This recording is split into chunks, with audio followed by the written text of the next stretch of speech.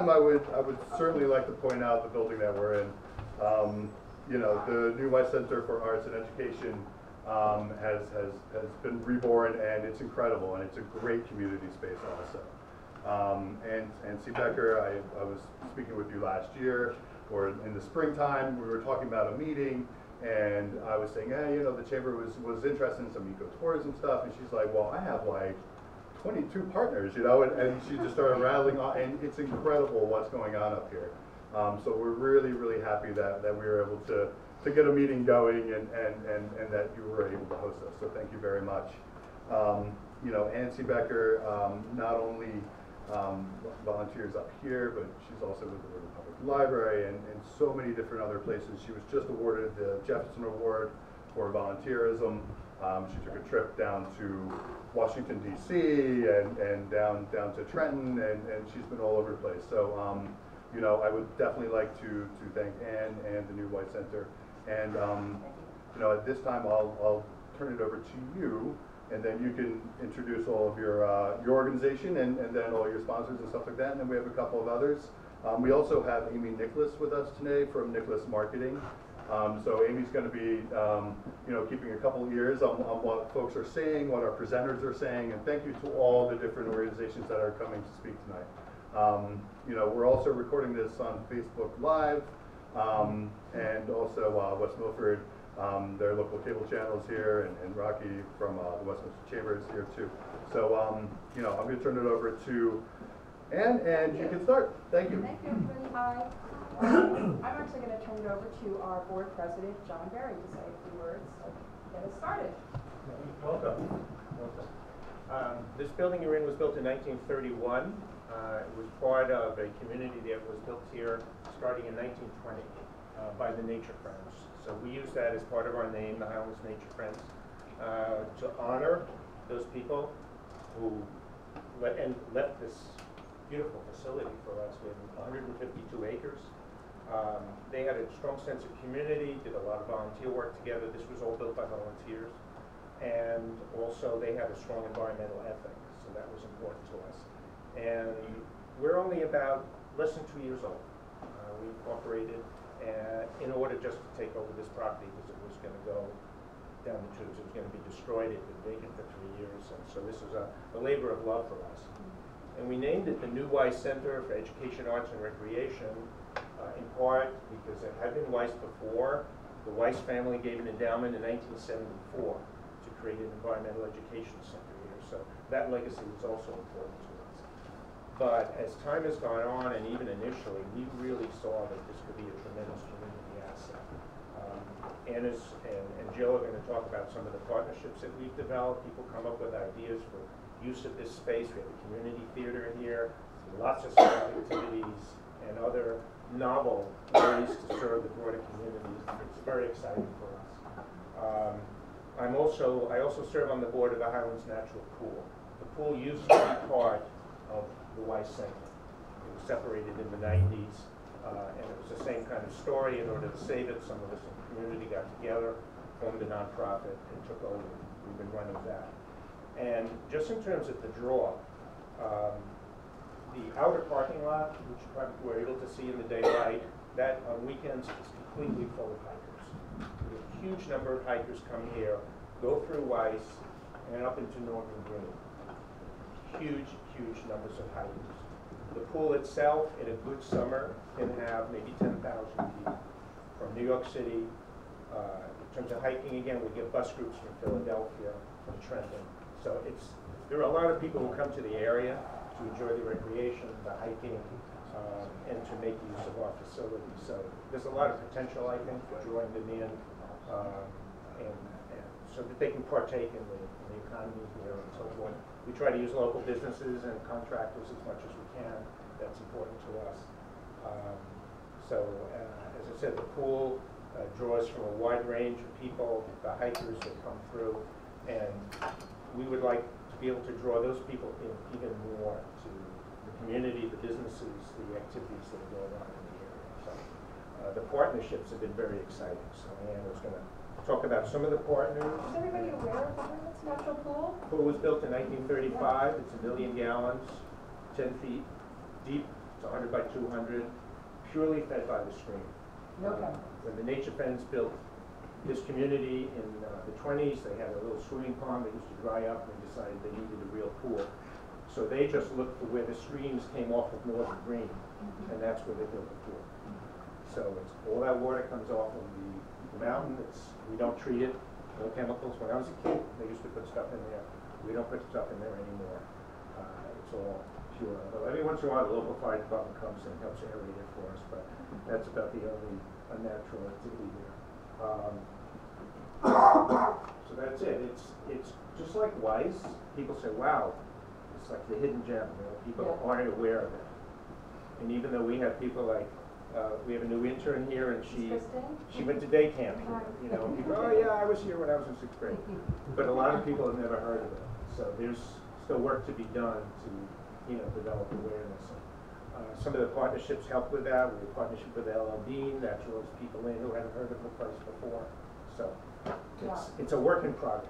Very exciting. And the Highland School also is always open to partnering with other groups as well. That we work together with them still.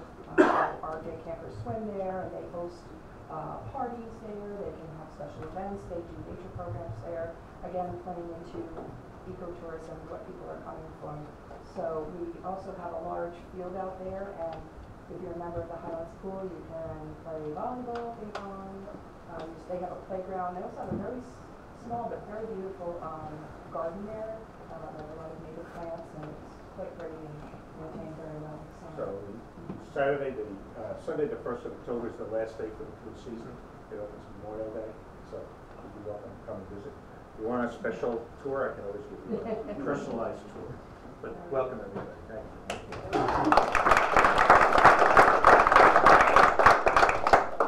So I wanted to talk just a little bit about some of the things as Neil. Well, as Neil mentioned, he and I were chatting, and I was saying, you know, I was starting to think more and more about all the things that we are doing to, you know, bring people into the area. And I was finding a lot of times, I was wondering, are they coming here for our programs and then leaving? And what can we do to offer them more of an experience when they come here, and you know, also keep some of their business in the community. And as I said to Neil, we have to, you know, we agreed we have to think of it not like town border by town border, because a visitor who comes from Paramus doesn't care if they've crossed from Ringwood into West Milford while they're kayaking on it, whatever. So, you know, that's why we talked about opening it up to multiple chamber of commerces. So, is anybody here from outside of Ringwood or West Milford? No, West Milford. You don't. Oh. Well, we were hoping. Well, we already have you sold.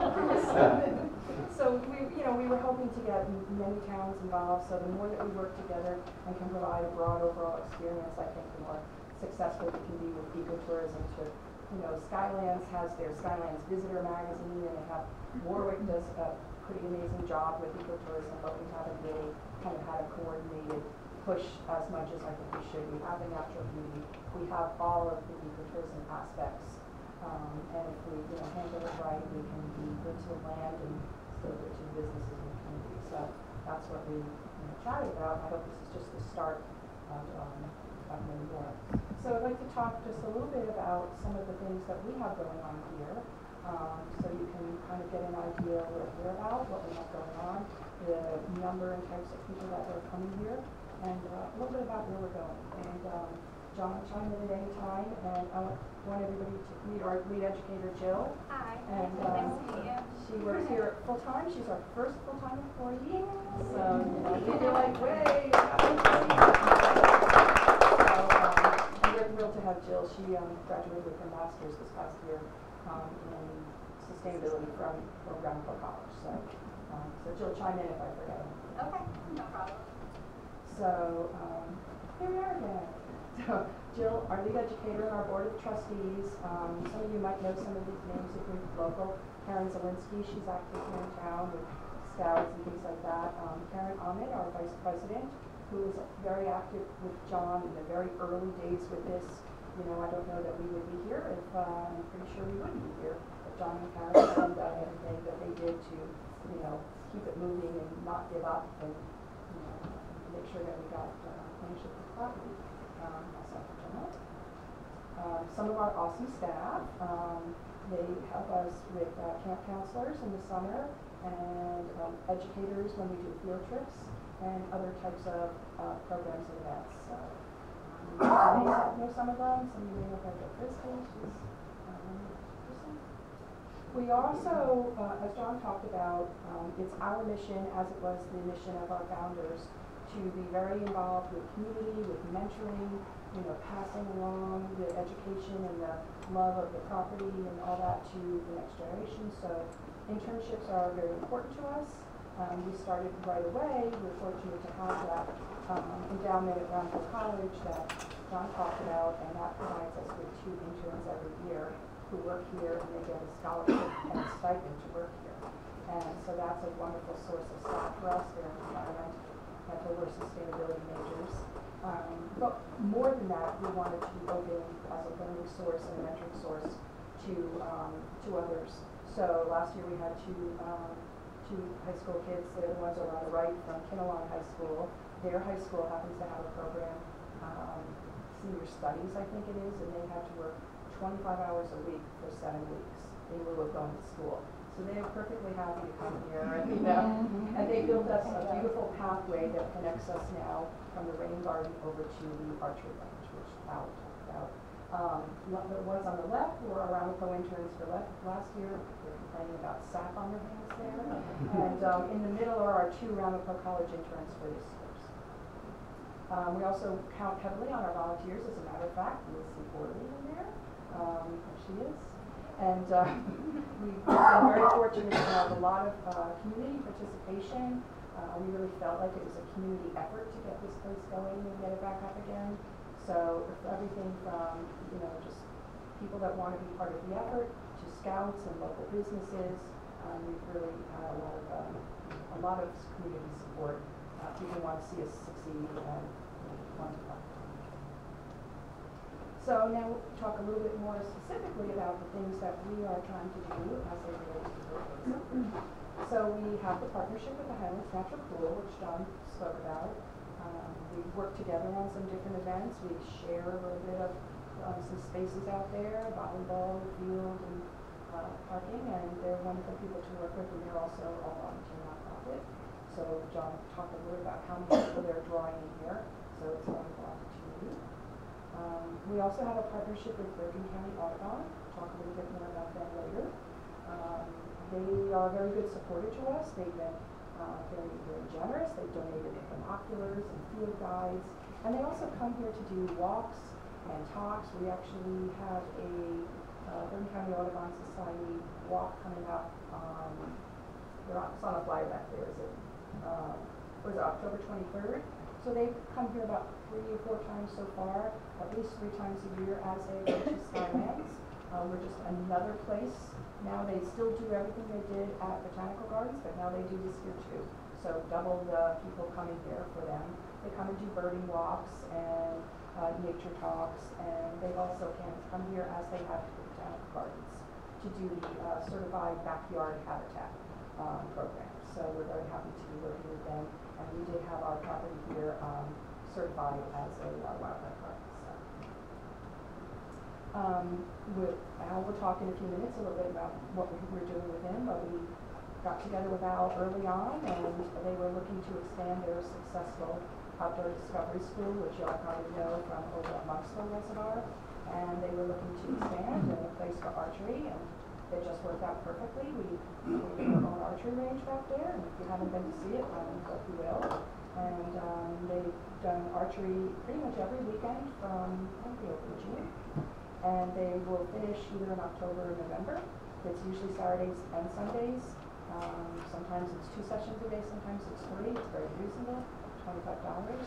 And they also have come here to do a couple map and compass training sessions. And as Don will attest to, it's vastly needed here. The other day, 10 o'clock at night, was walking somebody out who was lost in the woods, and I had to call the police. So the more people we can get to know how to read a trail map, the more enjoyable the eco-tourism experience you'll have, and the less chance we'll have to call on New Jersey's place. And speaking of which, we're very happy to be working with New Jersey Search and Rescue. They'll tell you a little bit more about what they do, but they're volunteer. They take care of not just New Jersey, they go into New York and Pennsylvania. They have different committees, different types of rescues that they do. So we hosted them recently for one of their drills here, and we hope to host them for some more of their training drills. They get out and practice. We also had Al come, Stu come, right? Yes. Yeah, yes. And you came and Weis. did the summer camp 2 weeks, I think it was? Yeah. And there's Zippy, his rescue dog. And you can see Stu and Paula spoke to the campers. They were actually rapt attention. They weren't even fidgeting. They were fascinated. And so, we're very happy to be working with them and to support them because ecotourism can't really thrive if we can't take care of them when things happen. So, we have a couple other partners that you'll hear about. They'll be doing their separate presentations. Ringwood guide, we'll hear about that from David, and we'll talk a little bit about a person that we're working with who is doing an aquaponics farming project here. So we ourselves, through our own programs, do a series of guided hikes. Right now we're planning them about every other weekend on Saturdays. They have been pretty successful, and our guides it's not just come and follow us. They impart a little bit of information about the trails, about the flora and fauna, and they are free, as many of our programs are, free or a suggested donation, and we're trying to, we need to bring in income so we can thrive here, but we're also trying to make sure our programs are affordable and that we can, make them accessible to everyone. We are offering a variety of different nature programs. We have an owl walk coming up, a nighttime owl walk.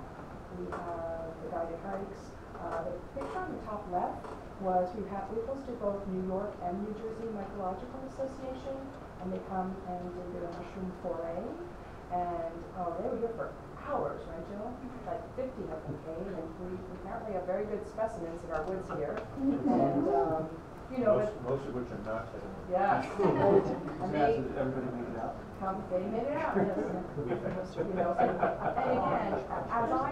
again, as we're creating these programs and they're happening, I'm thinking these people come from everywhere and then they leave and they go home. So that's what, is stirring my mind, like what can we do? What can we offer them so they get an amazing experience? And we have something here to tell them now go eat here and now go shop here. So these are the kind of things that I'm thinking about. I'm from marketing background, so I'm always thinking of those things. Scouts have been very big here. They primarily from Wanapue and West Milford, and we've had some other towns come here, and of course when they come, their parents and their troop leaders come as well. We have 6 Eagle Scout projects, three underway and 3 in the planning. We've had a couple one completed? One completed. So we're very big with the Scouts. They do their camping here, they do their weekends here. We are teaching merit badges for Boy Scouts and working on the same for Girl Scouts. So we're thrilled to welcome the Scouts anytime. They also like to do community service, and we're happy to have them break and help us out in many ways, and hopefully we can provide them with some good information too. A little bit more on the scouting. You can see the picture on the right. That was a Girl Scouts adventure weekend or something. There was 190 people here at the fire circle with parents and scouts from everywhere. It was a service unit, I think it was. So, and camping. Right now we're only open to camping for groups at this time. I know in days gone by, Weis was open to anybody who wanted to come camp, but from a supervision point of view and staffing point of view right now, we're just accepting group campers. Basically has to be parental supervision, and we're also an alcohol-free property, so that right away takes some things. Summer camps, again, is it strictly ecotourism? Maybe not, but they're coming here because we provide a nature camp. Jill works hard to make sure it's like an immersive experience. And they come, their parents come, and they're coming, of course, from the very local towns, but from some other towns as well. So our camp, our first year that we opened, we only had our opening day in June, so we were scurrying to get summer camp going last year.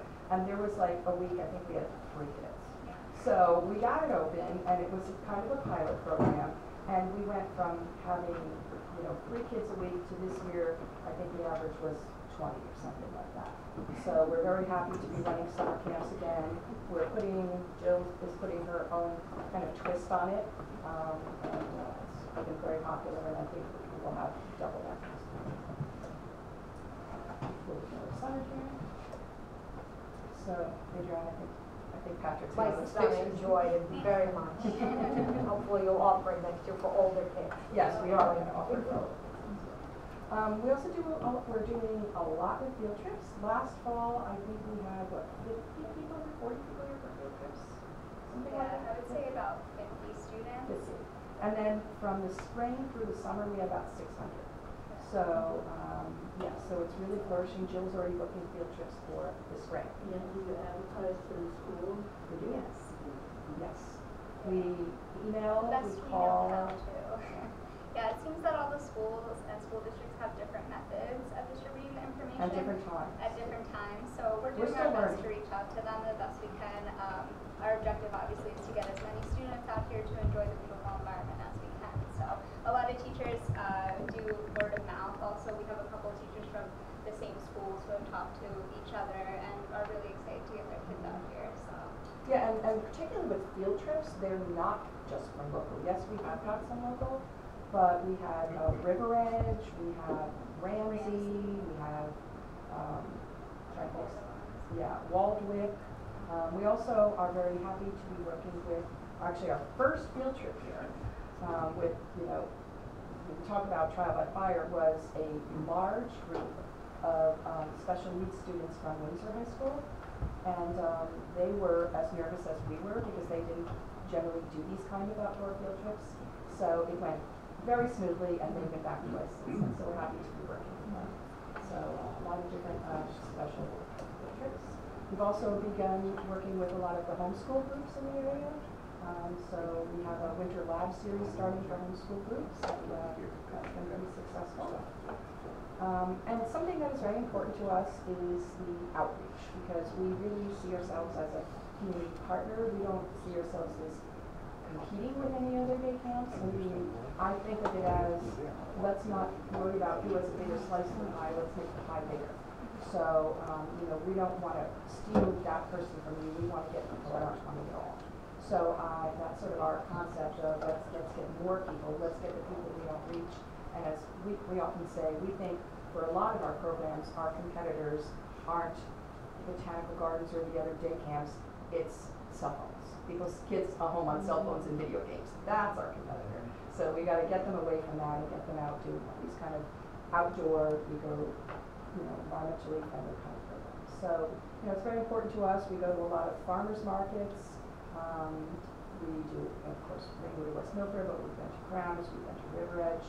I've gone and spoken at several Rotary clubs, and I have to say that the West Milford Rotary Club was particularly supportive and generous to us. And next year they offered to sponsor a child for summer camp for us. So we were really appreciative of that. They actually would consider it for this past year, but we couldn't kind of put it all together. We had an Earth Day celebration, a National Trails Day celebration, and so it's very important to us. Yeah. Is the park associated with the geocaching? Well, we are networked all over the world, really. Right. So we are separate from the state forest there. Yeah, but there is a geocache up there. Yeah. There is a geocache. Yeah. What is a geocache? Maybe Al can explain that to you because I've been Al from. Geocache is sort of a hiking scavenger hunt. Yeah. And people put little treasures at all kinds of crazy places. And they can be the size of your pinky. They can be the size of an ammo box. Those are very popular. And there's a network of them. You can log on to a website and you can see geocaches in your area, and you can use your cell phone or a navigation, says a GPS unit. And as you're walking around and you get closer, you follow the arrow, then all of a sudden the arrow goes over there. And you realize you just walk past it and somewhere over there, and as you get closer, you can nail it down. Usually you sign in to the geocache that you found it. People have a life list that they've about how many different ones they've found. Sometimes there are little tchotchkes in there, but the rule is if you're going to take out a tchotchke, you've got to give back the tchotchke. Yeah.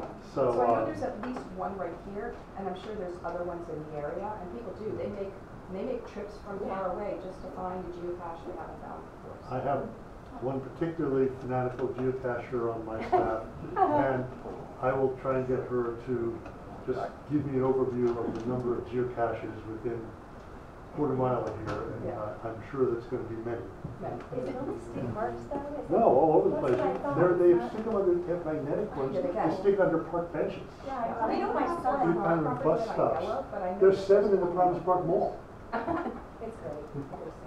That's something we've talked about as a possibility, is Absolutely. putting it on our Well, there are rules when you're setting them. If you're setting them to attract visitors, there are rules about how you can do them, and most of them are being done for fun. So, but yes, you can do them, but Outreach too. there are rules about it. Outside the area. Yeah. So next I'd like to introduce you to John Weis, no relation to Weis. And he is with the New York, New Jersey Trail Conference. And he's going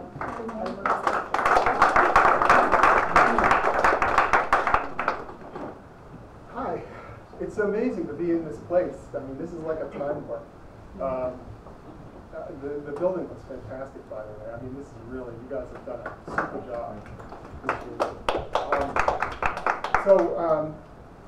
I remember 21 years ago, more than that actually, but I had been away in Europe for several years, and I came back to New Jersey. New Jersey's like this place that draws you back, no matter where you go. And I knew that I wanted to be up in this area because there was so much great hiking to do in the area. And I met up with some people who worked here at what was called Weis Ecology Center at the time, and they talked me into leading hikes, and it was a great experience. I think 1996 on a fall day like this, and everybody thought that I was a spy from the original Weis family because of my name and because I come from Wisconsin.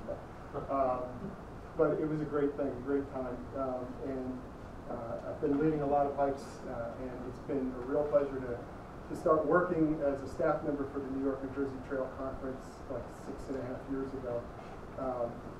So I basically do their fundraising, their hike leading, and all kinds of different things. I write books for them and that type of thing. I'm a total trail geek now. But the Trail Conference is an organization that's very old. You guys see it here? All right. The Trail Conference, like Weis Ecology Center, like this building, was built in 1920. And it happened after a lady named Mary Harriman made a gift of land. Her husband was Admiral Harriman, the iron mine guy from the Robert Harriman days. And he passed on, left all this land up in New York State. And Mary Harriman was motivated to donate her land by the fact that New York State wanted to build Sing Sing prison right along her property. And she said, if you don't build the prison, if you move it down to Ossining, I'll donate even more land to you guys. And that's when Harriman State Park and Bear Mountain were formed. Well, the Trail Conference and a guy named Benton Mackay, the founder of the Appalachian Trail, and other tramping clubs, as they were called back then, and hiking clubs, all got together in a lean-to. And it was a lean-to on the, well, it wasn't in the middle of the forest, it was on the top of the building. It's the top of the Abercrombie and Fitch building in Manhattan. And they had a whole bunch of lean-tos on top of the building. Other floors you could shoot guns and, fish. It was that kind of store, not clothing. But their idea was to build a trail network across Harriman. And at that time, the Trail Conference was formed as the Palisades Interstate Trail Conference. And they built a trail across Harriman and eventually built the Appalachian Trail across Harriman, all of New York, and all of New Jersey. And so the organization has been a volunteer-powered organization since then. We've grown quite a bit. The organization now builds, maintains, and improves over 2,100 miles of trails. We have a staff of about 20 staff members and about 2,400 volunteers. So it's a crazy job. And one of our favorite places is here at Norman Green and Weis Ecology Center, where there are just fantastic trails for hiking. In New Jersey, we maintain 740 miles of trails, but in West Milford and Ringwood in particular, there's almost 200 miles of trails right here. So it's an unbelievable infrastructure of trails. We also do books, maps, kiosks, which tie in very well with ecotourism and advice. And we also create, along with our maps, we create what's called a map app, which has been a real game changer for keeping people found on the trail, because it's not a paper map, but one where you can actually, even if you don't have cell service, you can see exactly where you are on the map, and when you're walking toward the trail that you just lost or away from the trail you just lost. So it's been huge for those who use it. I have a longer presentation that goes into how to do it, but we'll skip that for now. This is where the trails are located. Most of our trails are north of Interstate Route 80 and on north through the Catskills. Right here in our own backyard, when you get to Mawa, Route 202, where our headquarters is, all the way across to Vernon, you've got this huge network of maintained marked trails. Every red line you see is a marked trail. Yeah.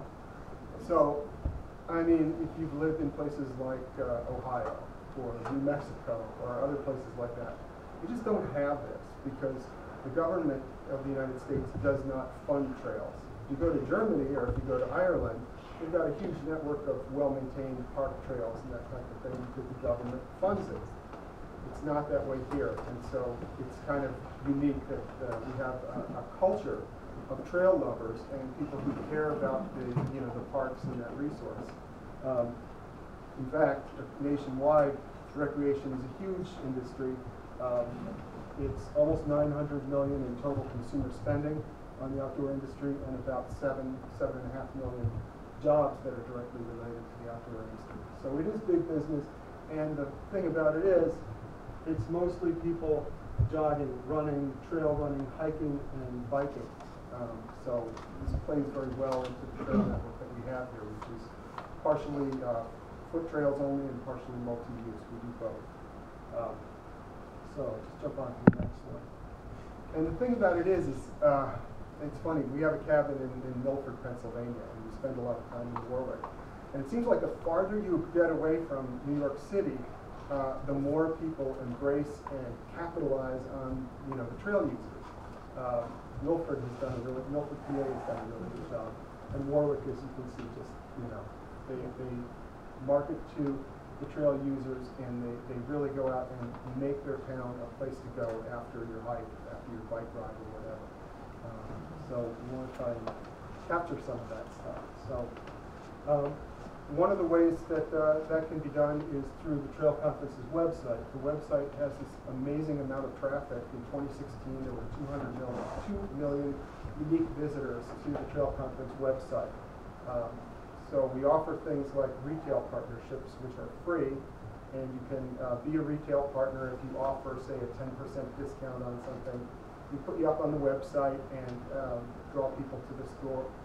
Salon de David on Route 23 is one. Everything from hairdressers to bakeries to car dealerships. You can get a Subaru for $1,000 off because somebody's a retail partner. So it's kind of cool. Also, next slide, we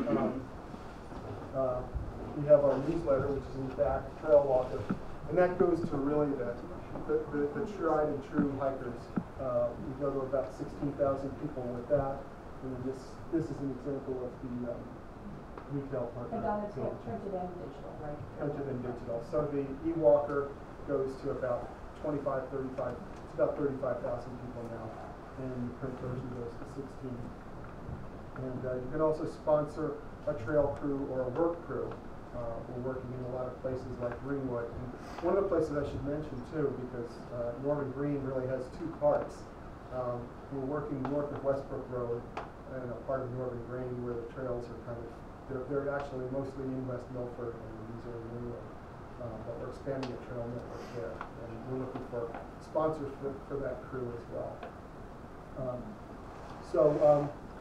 Basically, there are a lot of different ways we can get involved and work together.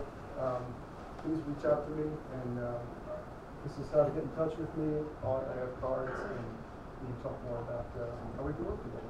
If anybody picks up some of our literature that's back there, and if anybody forgets who some of the speakers were, you could always reach out to us, and we'll have all their contact information. So if you said, who was that again? How do I get in touch with them? And you don't have their literature, you can get in touch with us. Is it getting cold? Should we close that door? Thank you, guys.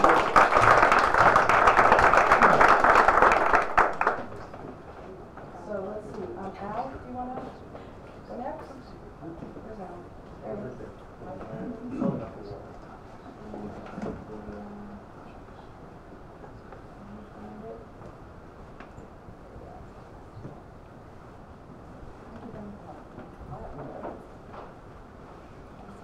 Well, it's really great to have a chance to talk to as many people from the area as possible. I'm Al, I'm the program coordinator out of the Premise Ella Bean store for Ella Bean's Outdoor Discovery Schools. Most stores of Ella Bean have outdoor discovery schools. And we do this, frankly, we don't make money, but we do it to share the outdoor heritage that Leon Woodbean was known for. And they do give me financial goals, and my long-term financial goal is to break even. If I can become net zero on the expenses, I'll be considered a financial success. We have 2 sites in this area that we've dealt with.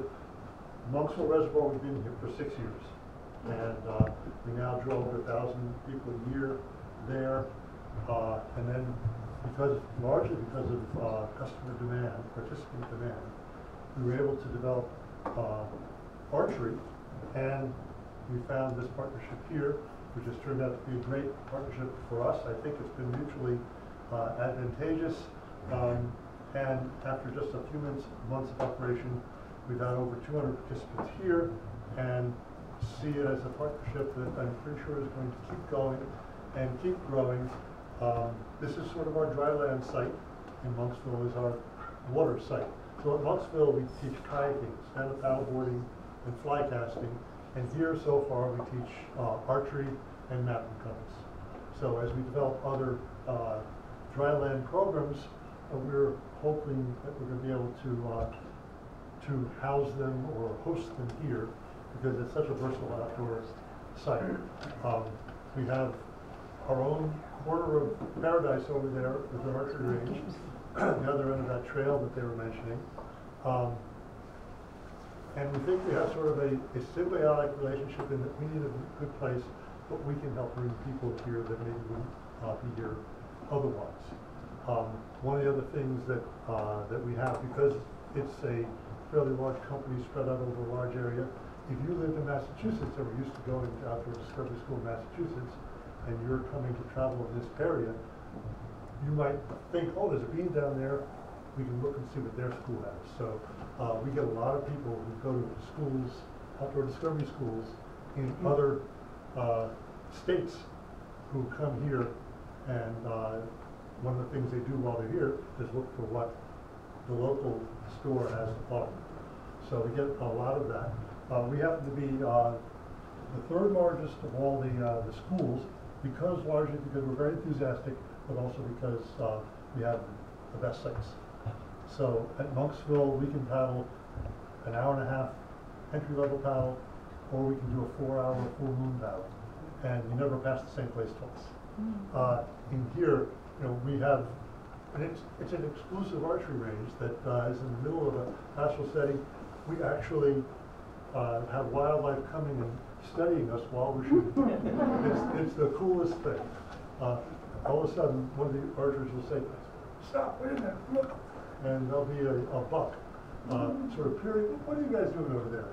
And so it's been really exciting to do that. So in Monksville, it's with water sports. They also have some nice hiking trails. Monks Circular is one of our favorite. So please think about that. And there's a beautiful archery range. It was a relatively clear site. Right over here is this huge boulder.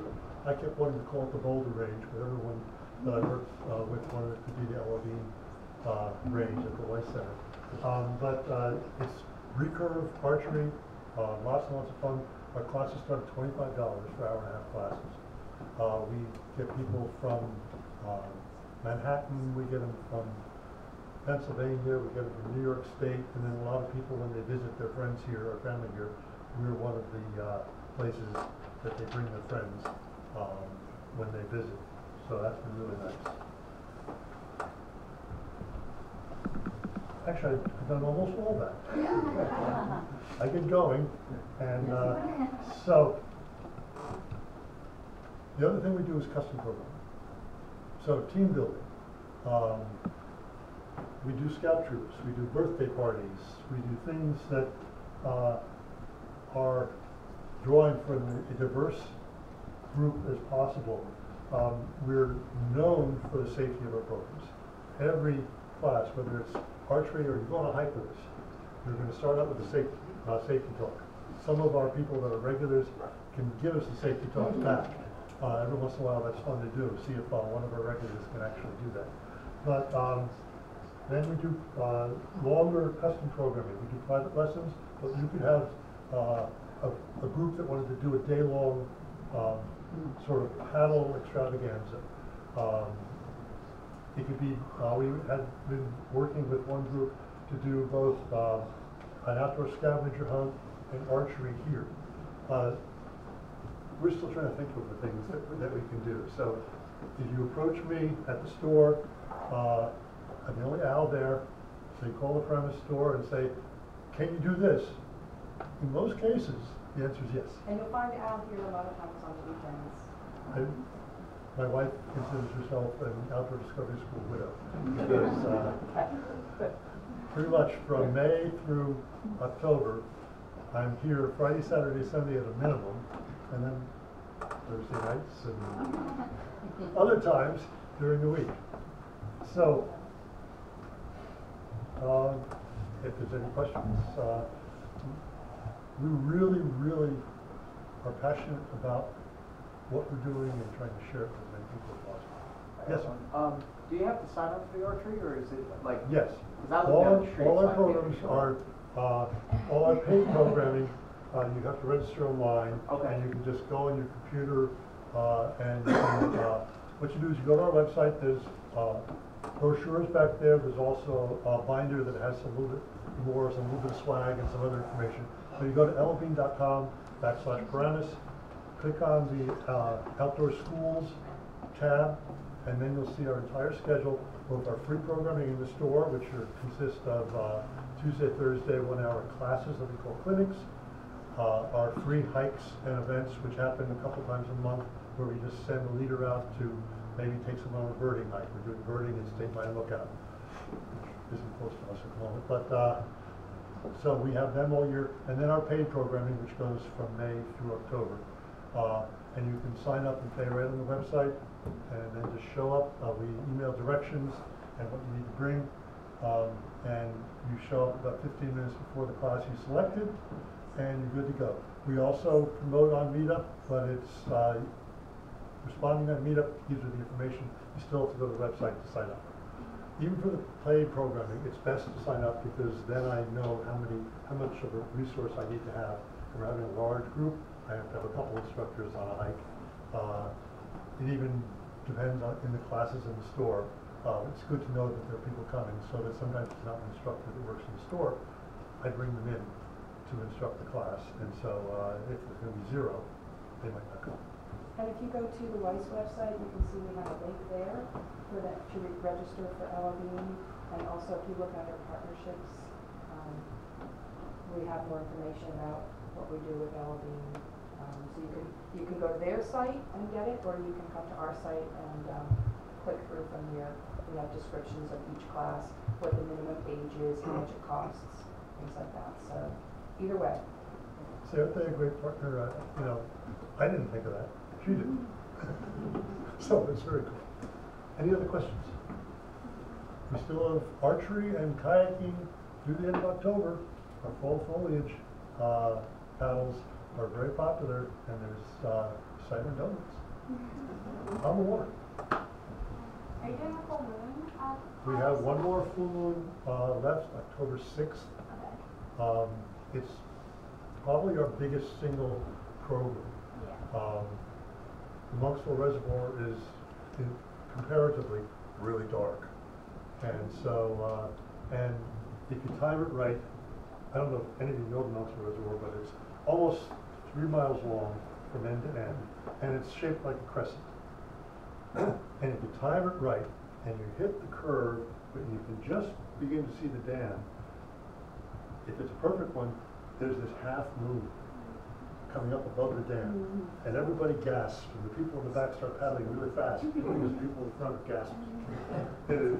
It is so cool. And then, strangely enough, the moon chases us all the way back to our site. So we get off the water, and there's the moon. Came after us. Thank you.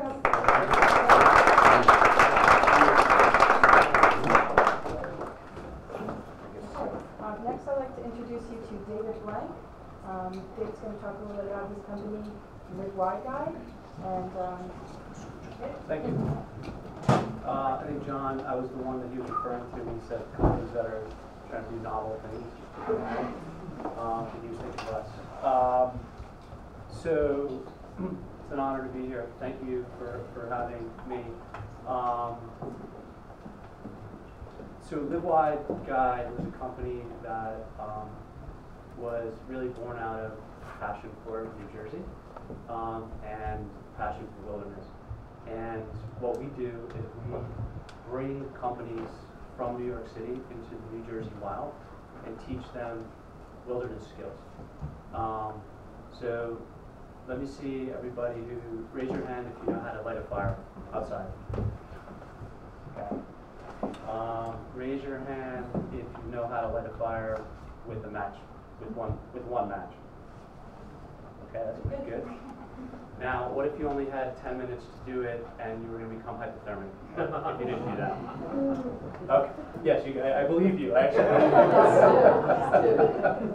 yes. So this is what we do. Probably with a less kind of like frightening element to it, is that we bring companies, we bring not only like full companies, but we'll bring teams out, and then we also will do curated events for partners. I work with banks, real estate companies, and we'll bring executives out from different companies as part of a networking event, and also just to do something really, really cool, unique, and memorable with the group.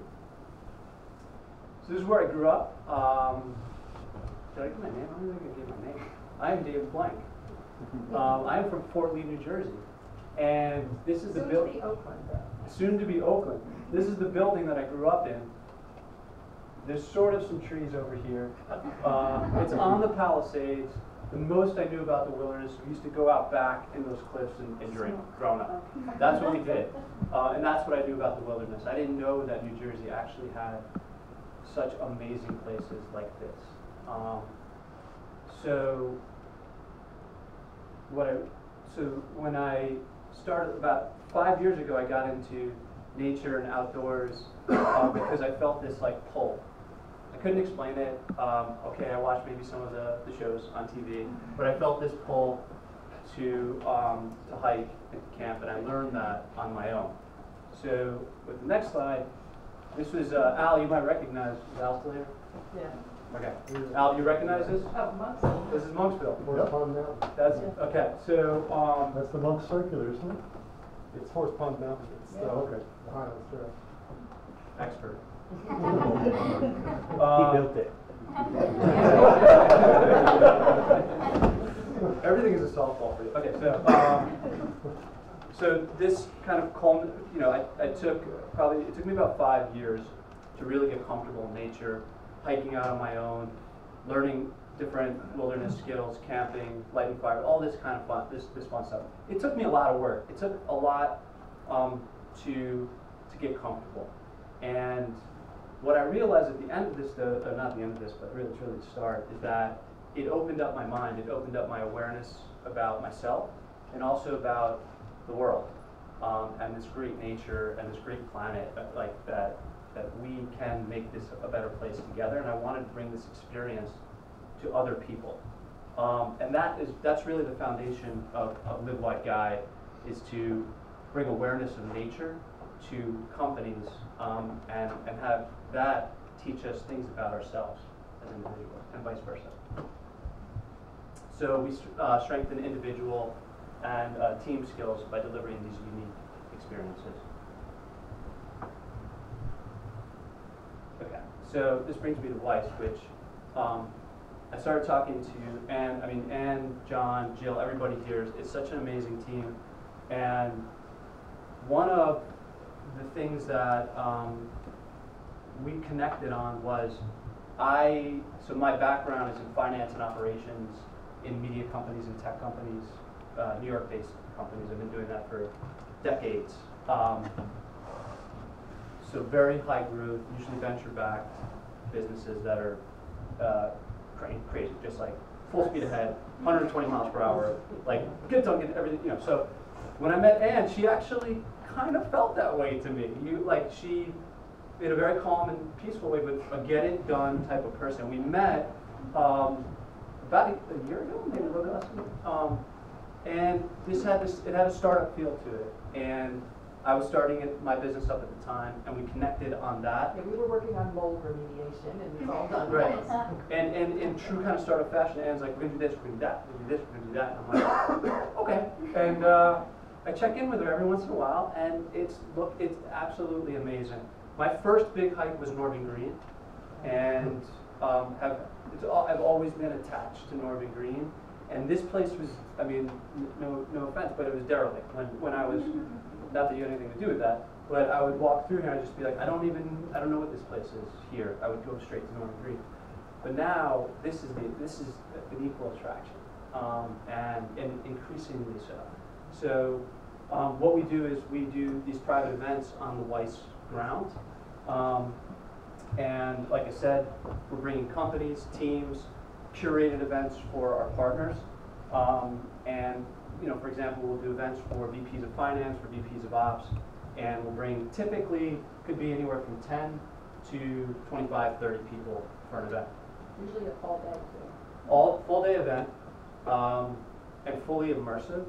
And one of the other things I'd say about working with Weis is they're very hands-on. So I've worked with a number of different locations around northern New Jersey. And we work very, when we say partner, it's not just a word, it actually is like, what can we do to make each other better? And so I believe that we're building an ecosystem together. That's one of the reasons I'm super excited, because this is part of the broader ecosystem. So what do we do? So we set up a bus in the city that picks up everybody. This is so amazing to me. I can actually pull together really senior level people in New York and make them come to New Jersey and hang out before. When they show up here, I'm like, oh my God, these people actually came to light fires, build shelters, eat plants, navigate the wild without GPS, without map, without nothing, just looking at the sun and looking at shadows and looking at wind direction. Amazing things that expand your horizon. They show up here. We settle them in. And of course, the first program David had here, tell them what happened if they get off. Oh, go back. Oh, yeah. Oh, yeah. So this guy, so this is actually an event. This is done at Weis. This was that fire drill that I talked to you about. This was a group of COOs that we brought out. The morning we got here, this first event, everyone's gathering in the parking lot. This guy shows up. He's named Archery too. You guys might recognize Same him. guy? He was in Or this gal? I don't know. area. Is that a male? Male. Male. Okay. Yeah. But literally, where Al is, that's how close to the whole group, and just kind of Al over here, yeah, kind of right there. Yeah, exactly. I told David we arranged it for him. That was about the proximity to the Archery. Same one? Yeah, Yeah. same there. So we have another event coming up on Friday, I said, we either need that bear or whoever was in that bear costume needs to show up again, because that just blew everybody's mind. I was like, I told you this is Jersey, man. It's wild. It's not just Jewel Piscatore. So,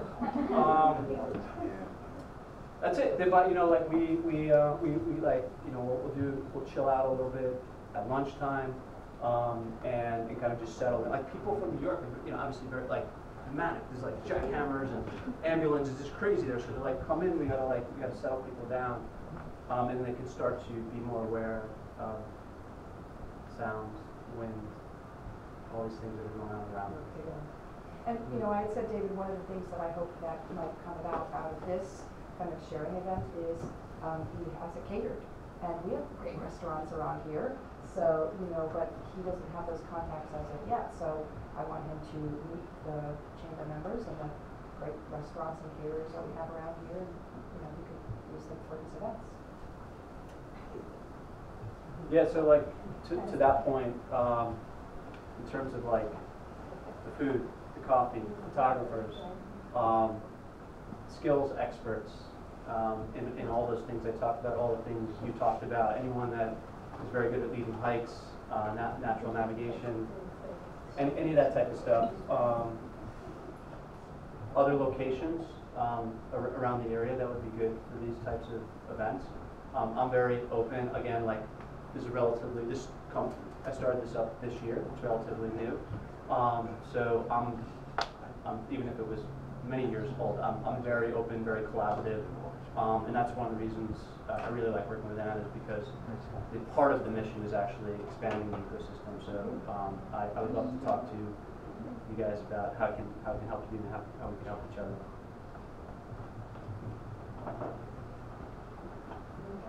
Thank you. I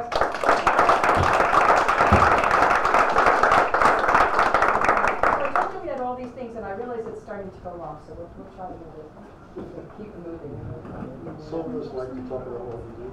Okay, Jill, do you want to briefly talk about, this is an up-and-coming project that we're working on?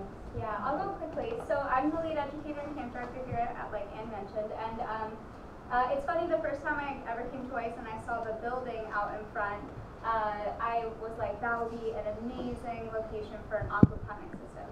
And then about like 6 months later, a really great guy, LJ Bartholomew, he approached us about wanting to start a business doing aquaponics and creating an aquaponics system that he could basically specialize to do. You could do it at home, you could have it at your local business, you could have it at your restaurant. So I was super excited about that, and he's unfortunately not here today to talk to you about it, so I'm going to try to take his place the best I can. What is aquaponics, if you're not familiar with it?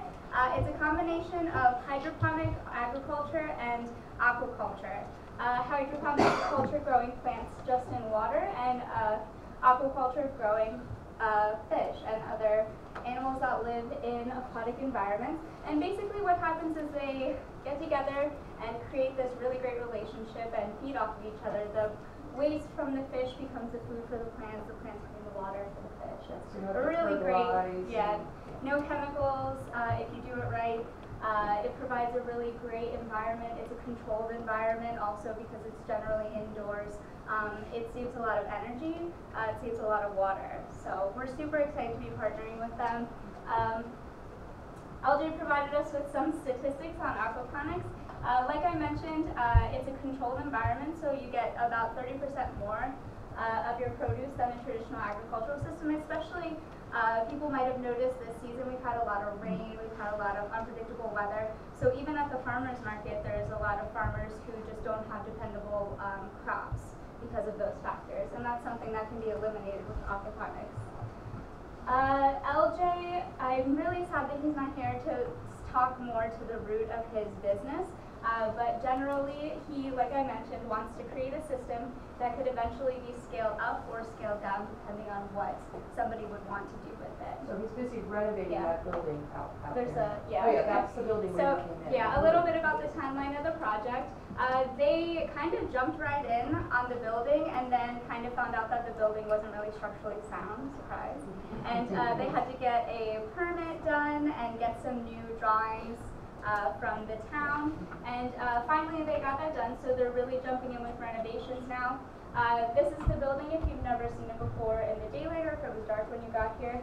These are actually clear, so the sun shines right in. And in the future, they're hoping to install solar panels so that the entire system will actually be running on renewable energy. Oh, can you go back? Yeah, so they're ripping up the floor here because the basement of this is, it has the stone foundation. It has this really great basement that is perfect for a fish tank, basically. The reason to have it in the basement is it's really easy to control the temperature, and a lot of the fish that you would grow in an aquaponics system are very sensitive to temperature. So you can see there's some holes in the building. As we all know, the site was kind of left for a while to the elements. So they've been doing a lot of really great work over there. I'm excited to see how it's going to turn out. They hope to complete their custom design and install it into the building, and then hopefully begin growing things. They had a whole range of things that they wanted to grow, such as tomatoes, lettuce, wheatgrass, bean sprouts, all kinds of stuff. And I know that LJ and his team are still working to try and figure out what's really going to be the best system setup. Are they going to use tilapia? Are they going to use catfish? What kind of aquaculture are they going to be doing? So this is going to be a really awesome opportunity for us, not just for educational purposes, but also to engage the public in a new concept of agriculture. And coming from this region, West Milford, Ringwood area, where agriculture was for so long such a prevalent source of income, and there's a lot of preserved farmland up here, and it really gives us the opportunity to show people kind of like our new way of doing this.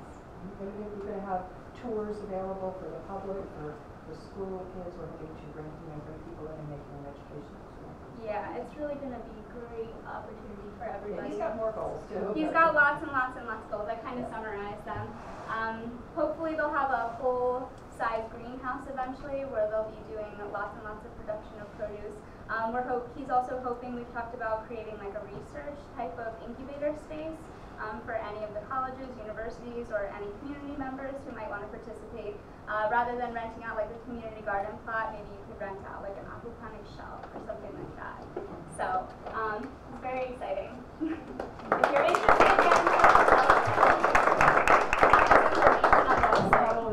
yeah. So I'll just very briefly talk about Bergen County Audubon. They are sorry they couldn't be here today. They're getting ready for their birding festival coming up at the Meadowlands. It's a huge event. On October 7th. October 7th, yes. Yeah.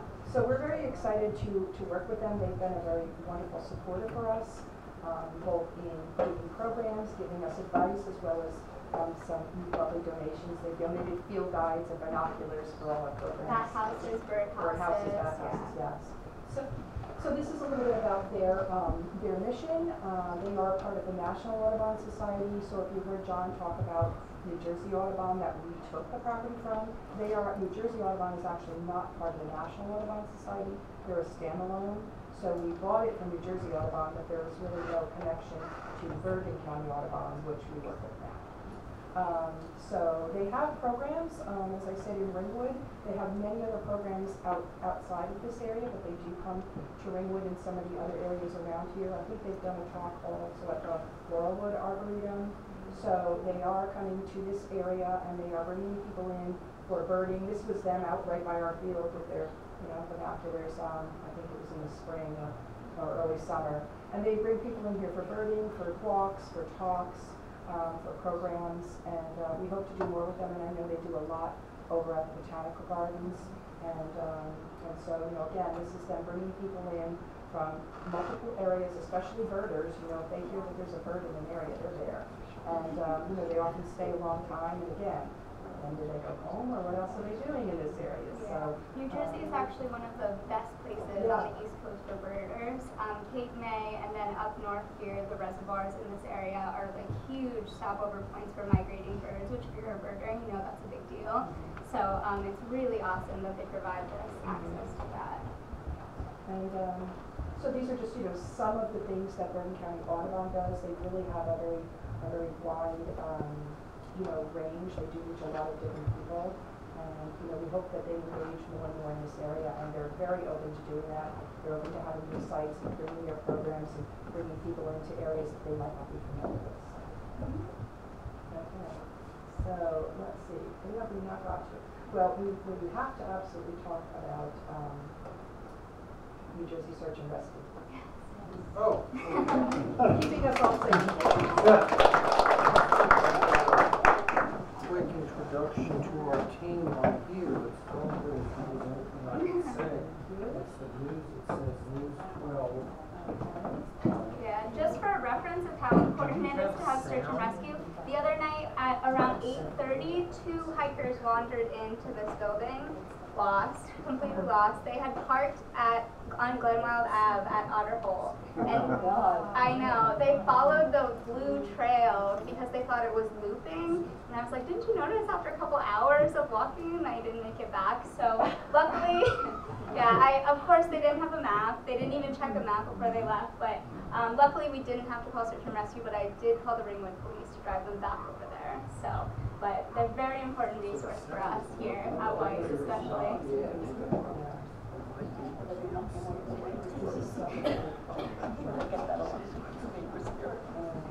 Actually, well, there's a second. What Jill just said about people thinking the trails are loop trails, it's so bad, the level of people not knowing about hiking, that we actually in Ringwood Reservation have created a network of 5 different loop trails for the front country, just so people don't end up at the Ringwood Botanical Gardens and think, that the Halifax Trail is going to take them back to Route 202 in Bergen County.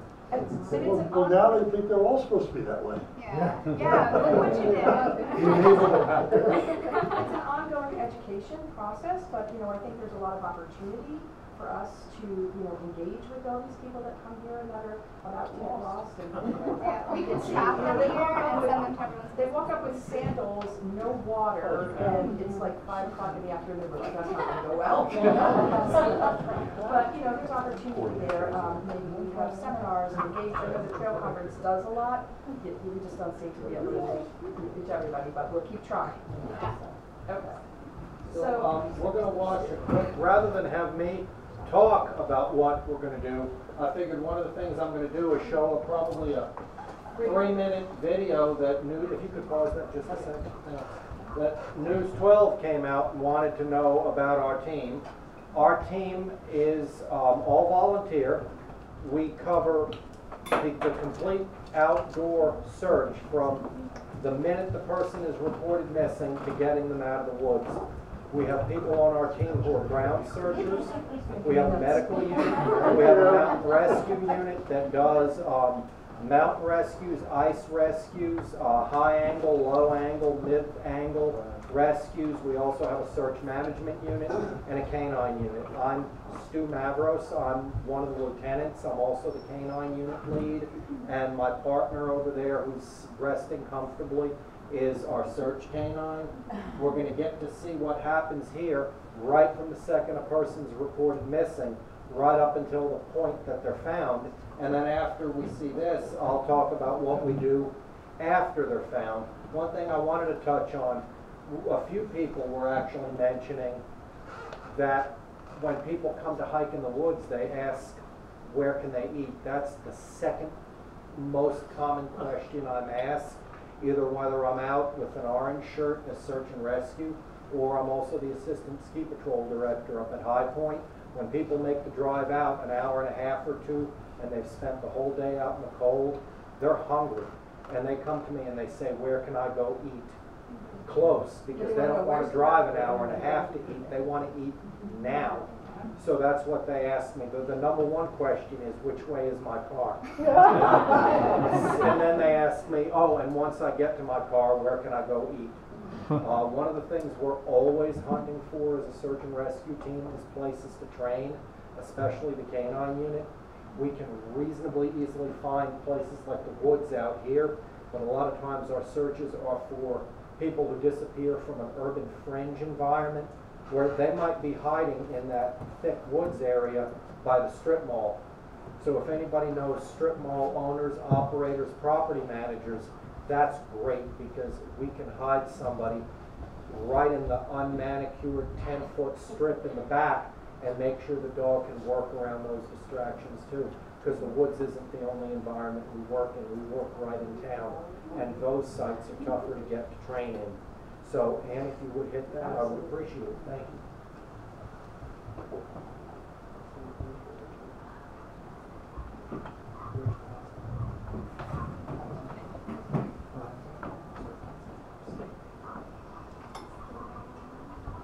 That's as loud as it goes.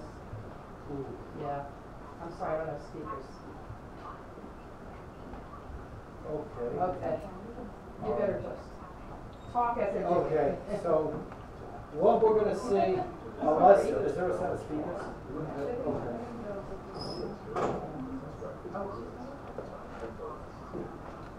I wish that I'd known what speakers would grab this. No speakers?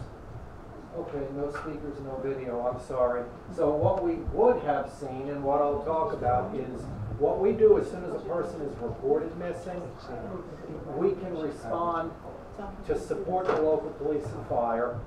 We profile that missing person. We know based on what they were doing and what their mental status was and how old they are, we can predict what they're more likely to do, what they're less likely to do, and start developing a search plan that's more than, hey, just let's get out there and run around looking for them until we find them. We identify high probability areas, low probability areas, and we search the high probability areas first.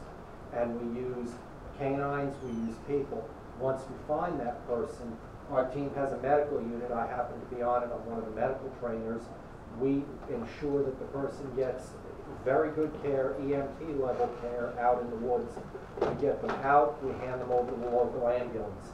If they need to be taken off a mountain, our mountain rescue unit can get somebody out of a harness into a litter with, if necessary, a broken femur, broken pelvis, whatever it happens to be, right off a cliff and get them handed off to the local ambulance to get them to the hospital. That's what we train to do. And if anybody is interested in seeing more about us, we have a website. This would have been good if we had sound, but I'm sorry that we don't. And if anybody has any questions, I'll be happy to entertain them. Sure, go ahead. Most of these areas, do you have cell coverage to some extent? To some extent, and it depends on what part of the area. Sometimes down low you don't, but in the middle of the mountain or up on top of the mountain you do. But then the person goes out with their cell phone, which they were Facebooking or texting or sending selfies, and now their phone has been looking for coverage, in and out of coverage, using more battery. Now they run out of battery. So we might get there, we might have cell coverage, they might not. It just depends. A cell phone is a nice thing to have, but map and compass navigation and knowing where you are right now and which way is home is real important. How does this cute dog know where to go to look? I mean, is he scent or? So what happens, he's what's called an air scenting dog. He doesn't sniff and follow footprints where somebody has been. He looks for where somebody is. So just like when we're driving through a neighborhood, if we happen to be in the mood for donuts or pizza and we smell a donut shop or a pizza place, we know we're getting close to it. And the stronger that smell gets, the more we know, yeah, I'm really close to pizza now. And pizza's my favorite thing to talk about. So we know we're getting close. That's how he works with human scent. The only difference is because of the way his nose is, he can tell which way the smell is coming from, where we can't necessarily do that. So when he's told to find a person, we're assigned an area. It might be between this trail and that creek and out a half mile in. We search that area. He's told, look for a person, any person.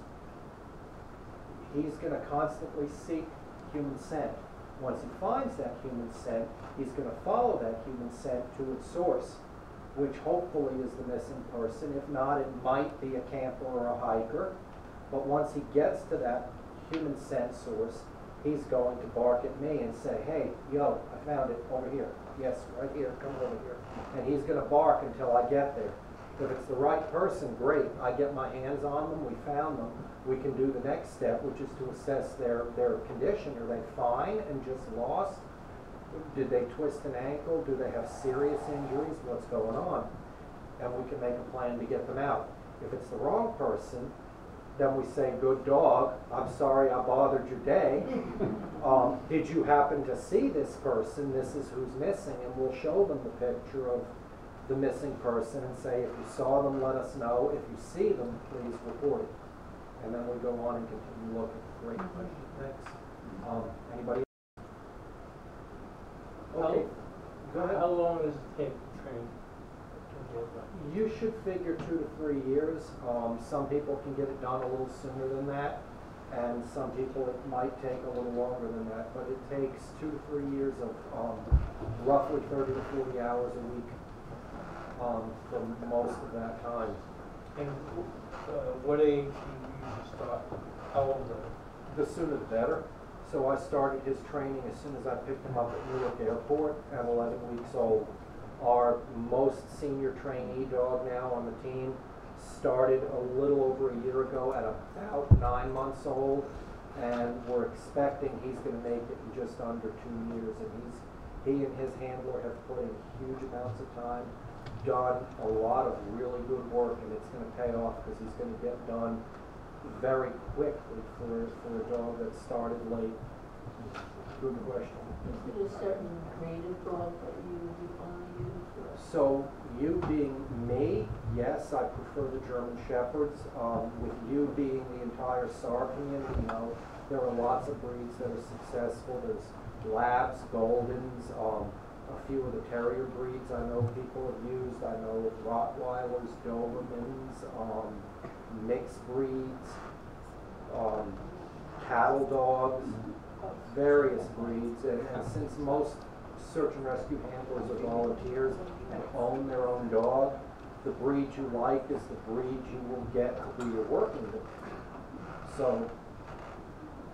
Yeah, and another thing, Stu mentioned that they're always looking for sites to practice and drill on, but they're also always looking for people to pretend to be lost, right? If people would like to come to a canine drill, that would be great. My wife is actually planning a December team drill that she might need a character actor or two, and I'm not allowed to know what because I'm one of the people she's throwing a nasty curveball. You can talk to her about that.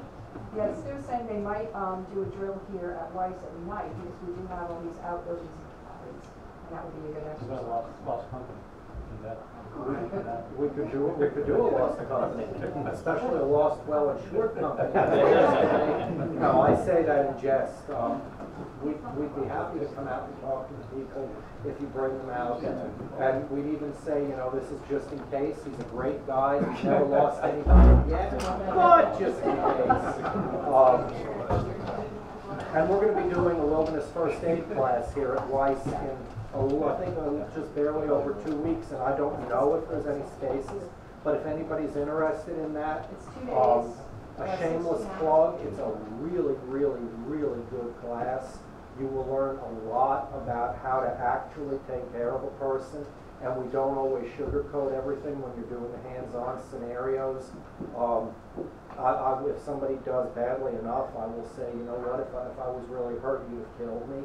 Because when the time comes, I want to make sure that if you ever have to do it for real 5 years down the road without having practiced anymore, that you actually can do it. Because I would rather say, hey, now let's think about what we did wrong here, and let's figure out how it could go right so that we make sure the person lives. Because that's ultimately what we want you to leave with. And it's a great class, and it's here, and I think it's the 14th On and the 15th. 7th and the 14th, it's a 2-day certification, 16 hours. and New Jersey Search and Rescue is providing an instructor for us. I've forgotten what days it's gonna be. I'm gonna be one of the instructors Yes. at least one of the Seventh days. and I just 14th. can't remember. And the trail conference has also hosted and sponsored the same type of wilderness first aid certification. It's very different from regular first aid when you think an ambulance will be there in 5 minutes. So, and again, this ties in with the ecotourism, another way to draw people in. They're here experiencing the nature and the mountain biking, but maybe they'd also be interested, and they should, in learning this wilderness first aid. So we want to draw people in to experience it and also to make them safe and, you know, have them come to this area for classes like this. Thanks. So This is sorry a great to thing. interrupt. It happens. That's life.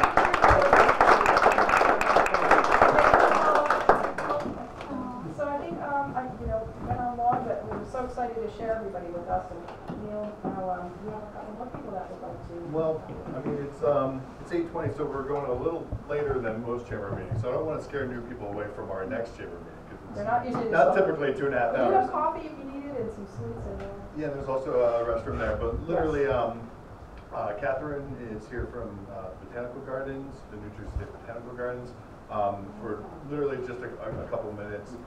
Ken's just going to speak briefly, and then Amy will be here to answer any questions whatsoever. But it's fascinating just hearing, you know, all the great things that are going on here. The amount of people coming in, you know, and going out, you know, is pretty incredible. So, yeah, definitely.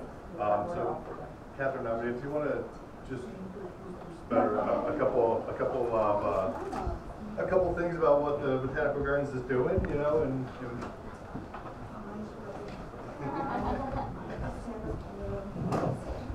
I'm not a public speaker. Just smile, don't you think it's here, right? So the New Jersey Botanical Gardens is here in Ringwood. Most people don't know that it's here. They also do hiking tours, they have garden tours, house tours.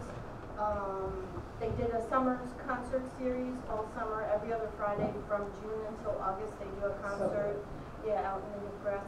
We were inside most of the time this time because of the rain, but it happens.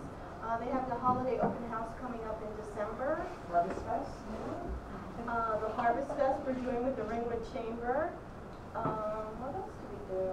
Manor tours. Manor tour, yeah, the house tours, the manor tours. I was speaking with Dorothy yesterday, who's the current president on the board, and she was, you know, basically saying that, you know, annually they bring in approximately, you know, 4,000 to 6,000 people, you know, as just coming in and looking at the gardens and stuff like that. You know, that's not including folks that come in for, say, Harvest Fest, where they get an additional 3,000 to 5,000 people in, and the open house. So, you know, as a whole, you know, the Botanical Gardens, I mean, is truly spectacular. And All seasons. Yeah. They do have school kids come in now for tours Education. to learn. And the Audubon, they do bring butterflies. Yes, Butterfly Fest. Yeah. I had that picture. Yeah, I saw it. Yeah. They also do all different ages. You know, they give walks and talks for families, and I know coming up, for example, there's a large mountain biking festival going on. It's on Sunday. Yeah. Yeah. And so, you know, we have a very active, if anybody knows Jorba, the Jersey Off-Road Biking Association, they're very active in this area. They maintain a lot of trails in what used to be jungle habitat and other trails around. So they do a lot of mountain biking events around here, and there's mountain biking guides. I know a few of them that lead mountain biking trips, just like a hiking guide, and a mountain biking festival. And one thing that I've learned about them, when they're done, they all want to drink beer or coffee. So, you know, again, we've got to like say, you're done, fine, and here's where to go, you know, so. And I know I keep mentioning restaurants, there's many other ways that we can draw them into stores, or where there's trail maps or whatever. Just to clarify that Northern Green is not like.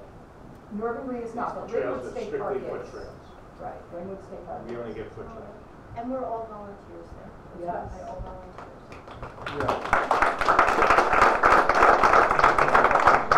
Oh, and they come from far and wide for your plant sale this spring. Oh, the plant sale is in May. I think it's like And even though around the- Mother's Day, the weekend before Mother's Day. And even though they're the state botanical garden, unlike other states that do support, you know, their local arts and stuff like that. You know, it's fully funded by volunteers and patrons that come in to attend their events. You know, that was my first sort of experience with them last year, and learning that no, they don't really get anything, and they have to fight for everything. They have money for things, and they have to fight with the state to use that money to get in for things. So it is a great organization. Ken is actually a local business owner right here in Ringwood, Wanacue. He owns an outdoor store, and he's going to talk a little bit about the folks that are coming into his place. Tackle Field. I'm Ken. I own Tackle and Field on Ringwood Ave in Wanacue. I'm a long-term Ringwood resident, but I'm a relatively new business owner in town, about 4.5 years. We cater to everything you talked about here. I support the fishing that nobody's talked about. I support the hunting, which Northern Green is full of it. We cater to the outdoors in terms of clothing. I have everything from ice to water to sunscreen to clothing. In my brief history as a business owner, what I've learned is I can't survive with a business from Haskell to Hewitt. I can't. I need people to come in from Bergen County. I need people to come in from Morris County. I need people to come down from beautiful Warwick. Get out of the Apple Fest crowd, come down. We've got nice things here. What I did realize after 30 years of business, I'm not a marketeer. I need a professional marketing company to help me. I can't stand Facebook. If I didn't have a business, I wouldn't be on Facebook. Can't spell Instagram. I don't know if it's an M or a Z at the end. But in 4.5 years, my accountants say I'm making money. My pockets say I'm not. What I did is I contracted with a lovely marketing firm out of Morristown. It's been a godsend to me to have them for about 1.5 years now. They've streamlined my business. They've come in, they've done my social media. They've reorganized my store to get better traffic flow. Something as simple as moving clothing from one end of the store to the other. To be able to look upstairs and see a mannequin. Hey, I have Carhartt. I don't have Patagonia, I don't have Under Armour, because I'm not going to be a showroom for the big box stores and use your points. That's not what I'm about. We sell high quality merchandise. We're friendly. I have certified archery people. We have NRA gun people. We know what we're talking about. We all live and breathe it. I sell kayaks. I hate rentals. Come in and buy. Use it on your own. Do the midnight tour on your own. You can get by, get a flashlight, we sell this stuff. But I want to just segue this into Amy Nicholas from Nicholas Marketing, who's been a big help to me in growing my business and helping to bring more people over the mountain, down the mountain, and into town. I'm a big proponent of shopping local and bringing more people into town. No one's going to survive just on our own clientele in town. Yeah.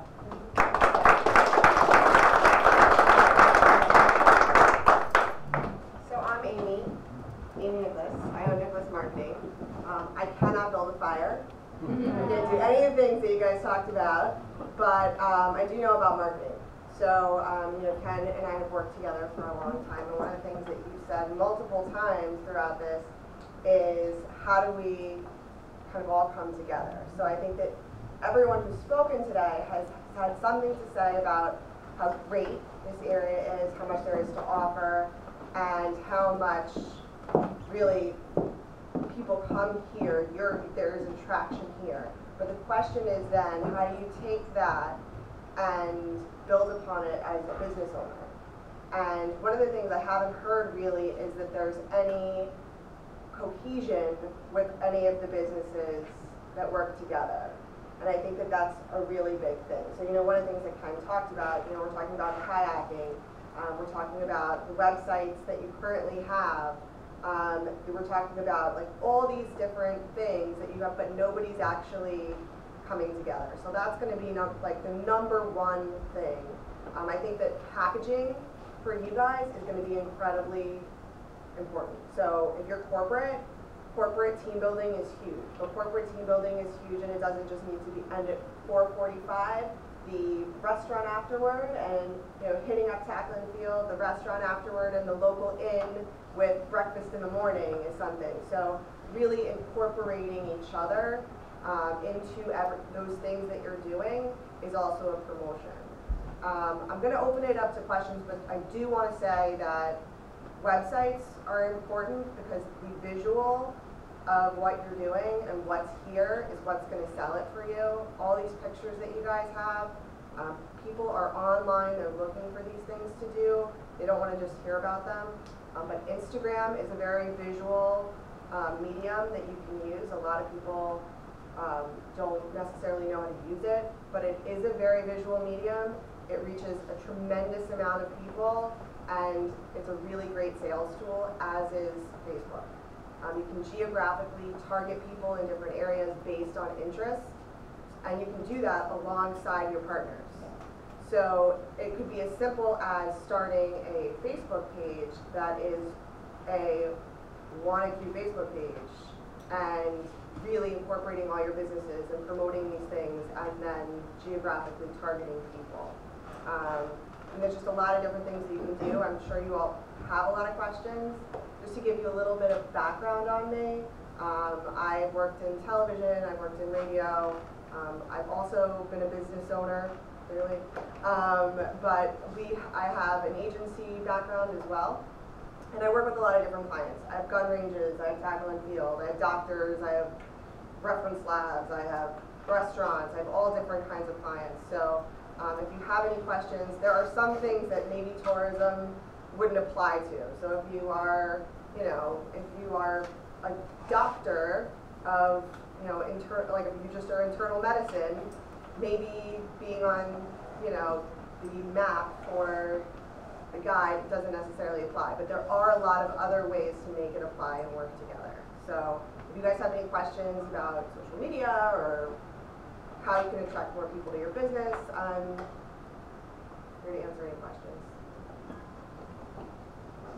One of the things that people that do Facebook, we do extensive Facebook, and if you've all been on the places around here, they're about the moms, the Ringwood moms, this and that. And one of the things that makes it a challenge is that there's so many groups for each town. And that doesn't mean I shouldn't do it, and I know it's a lot, but I do the Facebook and website for Weis, and we have tremendous success. We have a fundraiser going on right now, and we just looked at the data for it, and every bit of fundraising that we bought, you can look and see where the traffic came from. It's selling flower bowls, by the way, if anybody's interested. And we get a portion of the proceeds. Every single sale came through Facebook, even though we did other types of advertising. It's on the digital sign, it's on Channel 77, the posters, it's on the website, every sale. And you probably need somebody to help you. I can tell you that to promote Weis, I belong to almost 80 Facebook groups. And there's Ringwood Moms, Ringwood Voices, Ringwood Moms and Dads, Ringwood WannaQ in West Milford. There's WannaQ Voices, there's WannaQ Moms and Dads, there's WannaQ.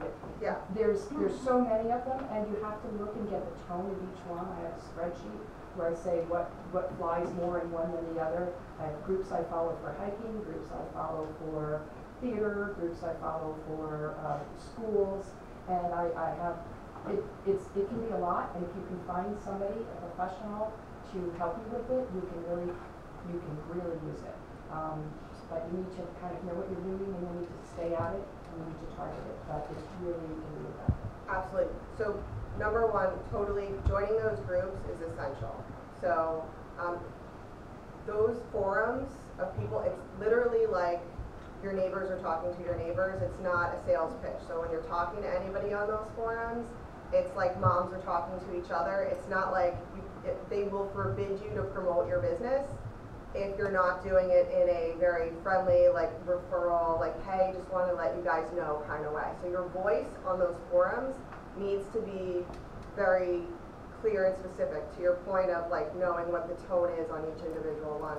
And some of them are just, bitch forums, but that doesn't mean you can't put your thing out there and break up the bitching, So, but know each group, know what posts, go through and look and see what's getting the most likes, what's getting the most shares. It does take time, but at the same point in time, it's basically free. So it's worth the investment to find the different groups that you can make work for you. And you don't have to use them personally, but you can make them work for you. So just as an example, so this year at the Tackle and Field Expo, the year before we did a billboard, and this year we didn't do anything other than social media advertising and flyering and a press release. And he had more sales this year than he did last year, not by a lot, but more sales this year than he did last year without having to make the investment that he made the prior year. So just to give you an idea, your cost per impression on social media is so much less than a mailer or anything else that you'll do. You know, it is important to have a presence. So, but it's also important to have a website, because that's your storefront before anybody even gets to you. You know, and there's a lot of different ways to reach out. I could go on and on and on, but if anybody has any questions, I'm available. And I know it's been a long day, but yeah. I have one question.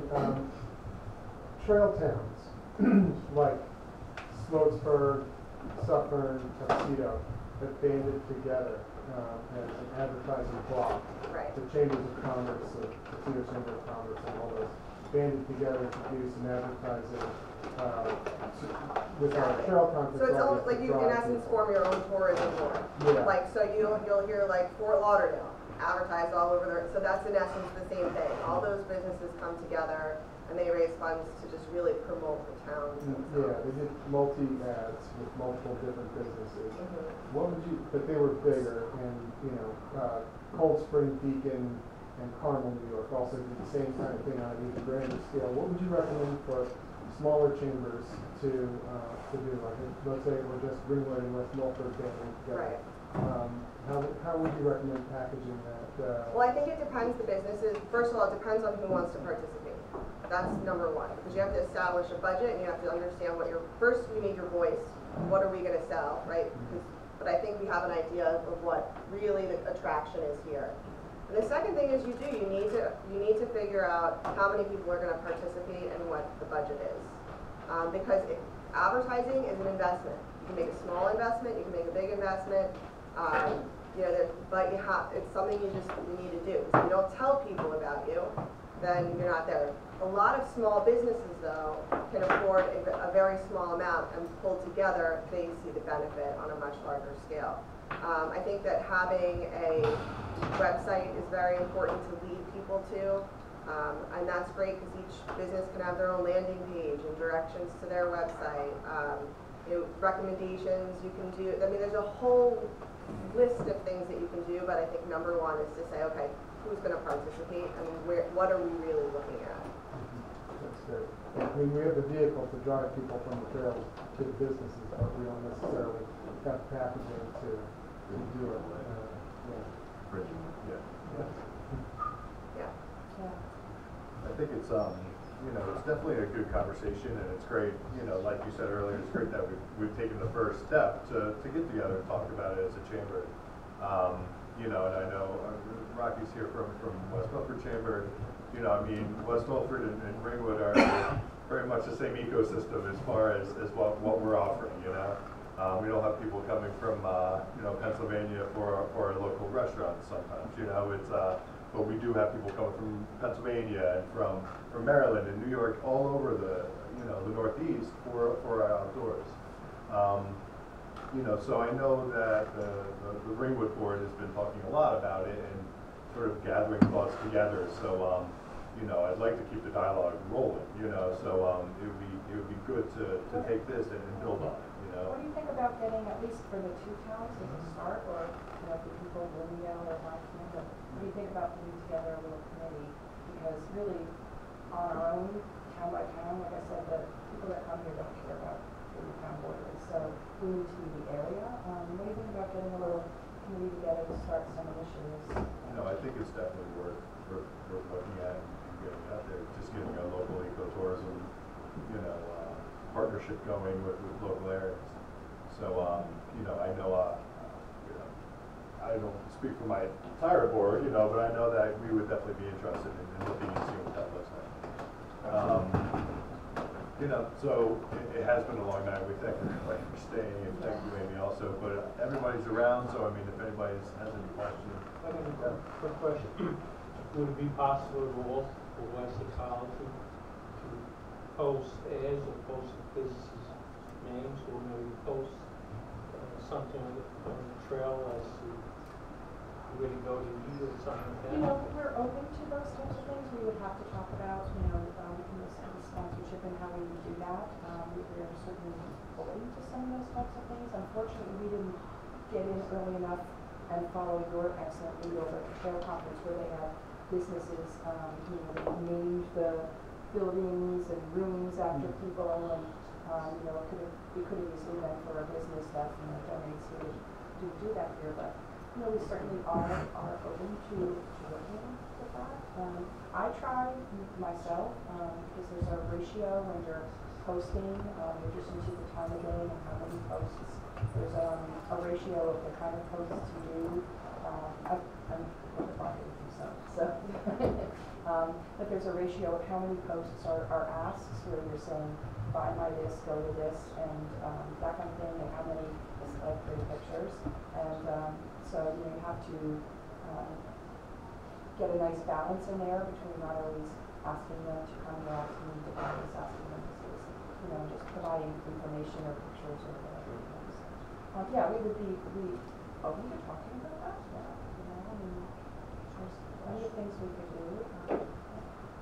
The last thing I just want to say is that just an idea is to bring in events that are similar of interest, like a mud run. You know, where it has like a following already, and it's got this like cultural following, and it's the same kind where people can appreciate what it is when they get here, and it'll open their eyes to what's already here. So events like that, where you're not just doing your own local event, but bringing something in from outside, I think would probably behoove the area as well. No, I mean, just looking at our local area, you know, and we could wrap it up with this. You know, I mean, going on here at Weis with the new Weis Center and all their partners that are coming in from all their businesses coming into this one to share. And then looking at Ringwood Manor, who couldn't be here tonight, but sent me some stuff when my phone died, and plus it's too late to talk about it anyway. You know, the amount of folks that are coming into Ringwood Manor, the Skylands Manor and the New Jersey Botanical Gardens. I mean, that's just 3 tiny areas, you know, Tackle Fields, we have the reservoir, we have the hiking, we have the woods. I mean, if you take our town and then you look at West Milford, I'm sure West Milford, you know, they have outdoor areas, they have, you know, state parks, they, you know, so it's, you know, really when you start looking at the amount of draw for ecotourism in our area, in our immediate region, it's not just the 3 local state parks and, you know, the nonprofit in the state.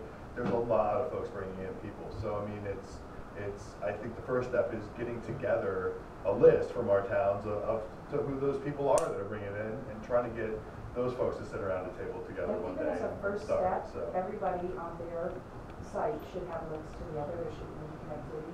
If you make it hard and you tell people, oh yeah, I want to go to that area, but you have to go check out 5 different websites, they won't do it. Yeah. Also, that helps with your SEO. Yeah. So, if you want to come up a little higher. You know, the Ringwood Chamber is just about to launch a new website, probably in about a month from now. You know, so, and that's fully SEO compatible in the back end with every image that we put up, all the stuff we put up, and literally on there, our new website is going to be more for the town rather than the chamber. There's going to be a chamber side, members only, private entrance, but it's going to be a hub for the whole town of Ringwood to go to. And under there's going to be points of interest. There's going to be our local economy and what we're doing and what we have in here. But there'll also be an ecotourism tab in there. So all that SEO will be in there. So we're coming up on there also. So, you know, for our thoughts, to get somebody to land into our website under ecotourism, oh, I'm going up to, you know, to the woods for the weekend, bang, now you've got a whole host of areas to go with linking and whatnot. So, you know, there is definitely a draw, and it's just a natural beauty that we live in, that we're lucky enough to live in, and it's how to, you know, get the most bang for your buck up here, you know. So, you know, thank you again, everybody, and all your presenters, and you guys are doing a wonderful job up here, truly. Sorry we ran so long, but we're excited to share. Yeah, and thank you all for coming.